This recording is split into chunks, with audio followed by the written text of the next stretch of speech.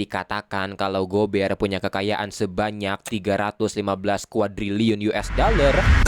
Hai semua, Mr. E di sini. Kalau ngomongin karakter fiksi terkaya, pasti di pikiran lu ada Black Panther atau Aquaman, padahal yang ini lebih kaya. Kali ini gua mau bahas siapa itu Scrooge McDuck atau Paman Gobert dan bagaimana dia menjadi kaya. So everyone, inilah dia nonton trivia.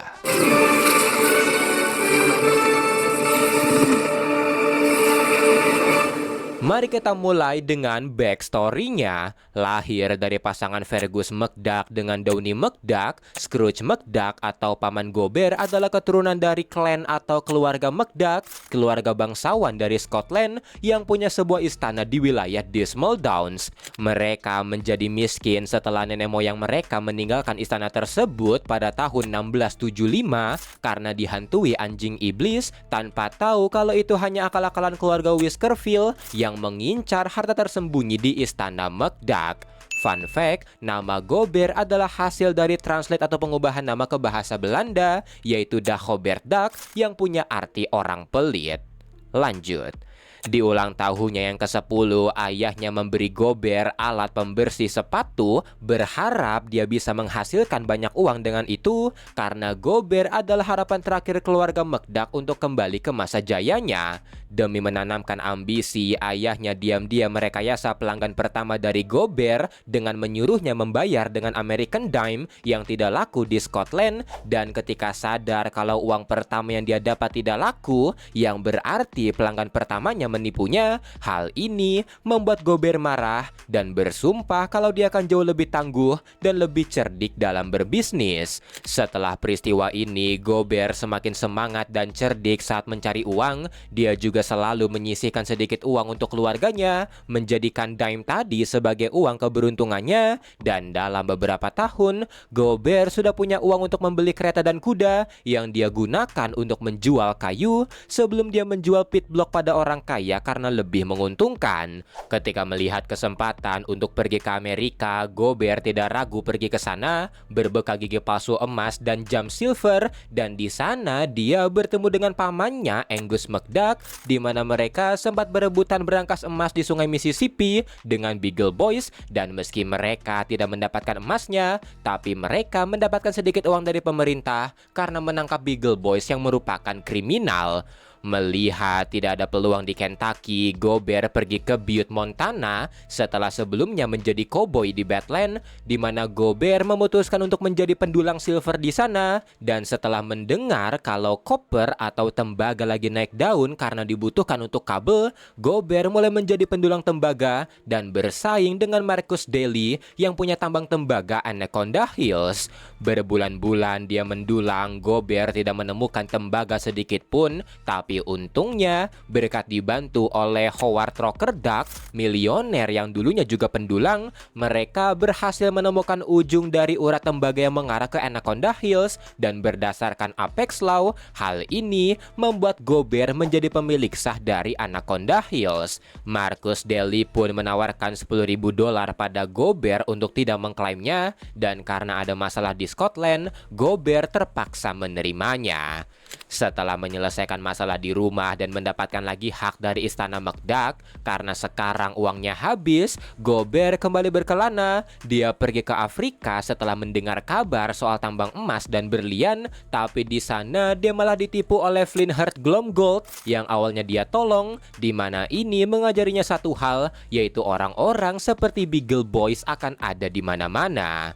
Setelah gagal lagi mendapatkan keuntungan di Afrika, Gobert memutuskan untuk kembali berkelana. Dia sempat ke Australia dan bertemu dengan suku aborigin, dan karena sebuah ramalan, Gobert kembali ke benua Amerika, di mana dia pergi ke wilayah Yukon di Kanada. Karena semua perjalanannya itu, nama Gobert juga mulai terkenal. Dia mulai mendapatkan banyak julukan, dan di Yukon, daripada mengikuti orang-orang mencari emas di selatan, Gobert memutuskan ke utara, tempat yang ditakuti orang-orang. Karena keberaniannya itu, Gober berhasil menemukan lembah tak berpenghuni, tapi karena sebuah insiden, Gober terpaksa berhutang pada Swapislik yang punya bunga sangat besar, tapi ini juga membuatnya bekerja sangat keras.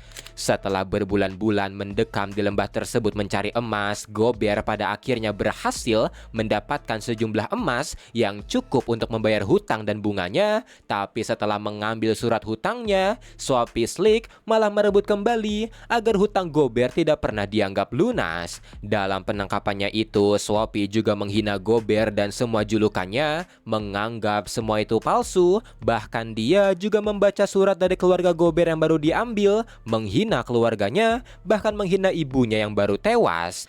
Marah mendengar itu, Gober mengamuk, menghancurkan kantor dan kasino milik Swapi, dan menjebloskannya ke penjara. Setelah itu, Gober kembali mendulang emas, dan nasibnya akhirnya berubah setelah dia mendapatkan bongkahan emas senilai $1 juta. Dengan uang itu, Gober mulai menjadi bisnismen. Dia membeli bank, membuat pabrik kayu, pelayaran, minyak, dan berbagai bisnis lainnya. Dia juga sempat kembali ke Scotland, tapi karena dia rasa dia tidak lagi cocok di sana, Gober kembali ke Amerika membawa kedua saudarinya.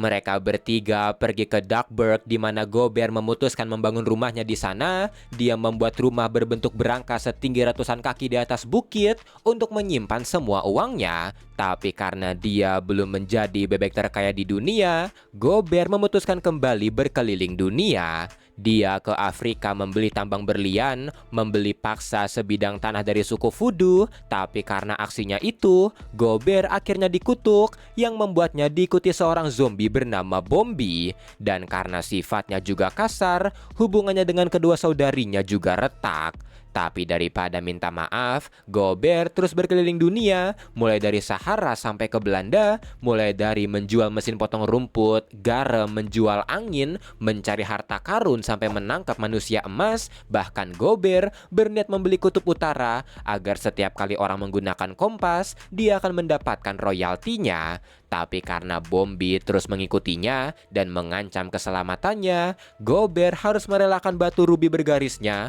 untuk lepas dari kutukan itu. Setelah bertahun-tahun berpetualang, Gober akhirnya kembali ke rumah, tapi petualangannya itu membuat sifatnya jauh lebih kasar, tidak peduli pada keluarganya, dan hanya mementingkan soal uang. Dia bahkan tidak ragu mengusir keluarganya, tidak peduli kalau Hortense sudah memiliki anak, tapi sebelum pergi, Donald Duck tidak lupa menghajar paman resenya itu yang membuat Gober sangat marah.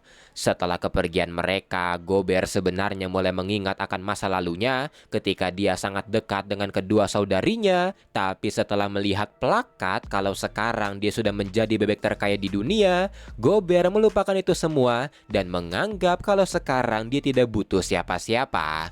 Setelahnya kekayaan Gober terus meningkat, dikatakan kalau Gober punya kekayaan sebanyak 315 kuadriliun US dollar pada tahun 1970 yang membuat Gober menjadi orang terkaya dalam sejarah, di mana Gober butuh waktu 600 tahun untuk bangkrut kalau uangnya berkurang $1 billion tiap menit. Bahkan dengan kekayaannya itu, Gober punya emas murni berbentuk bulan yang punya diameter 500 mil atau 800 km.